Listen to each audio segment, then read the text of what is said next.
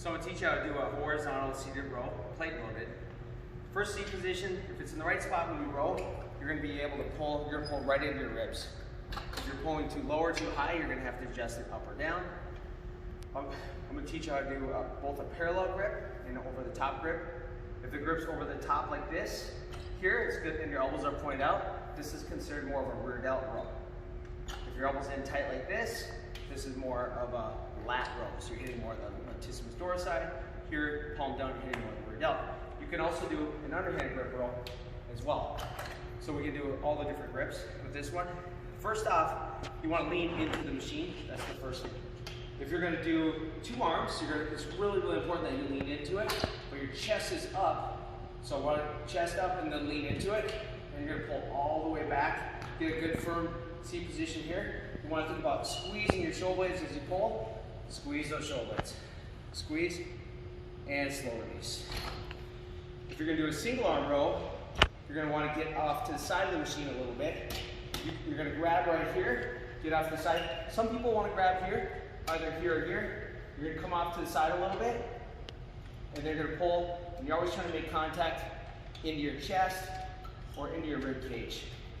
What I want to do is when you row correctly, you're going to use your back muscles and not your biceps. In order to do that, you have to think about rolling your shoulder blade back as you pull. So roll your shoulder and squeeze your shoulder blade back. One trick is if I put my fingers on the front deltoid, it should leave my hand.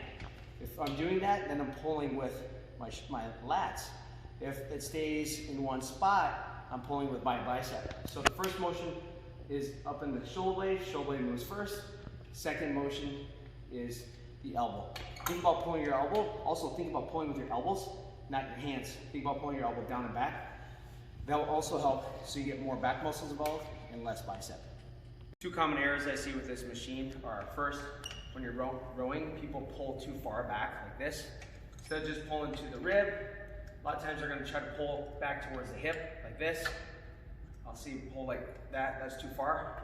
You're pulling more to the rib cage, not to the hip. Second thing is people use their low back muscles. So they'll come like this, and they're using a lot of back.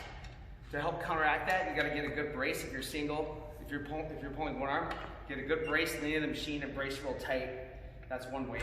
And if you got pulling two arms, make sure you actually slide your butt back a little bit, lean into it, chest up, and that will help so you're not going like this. You want to always keep contact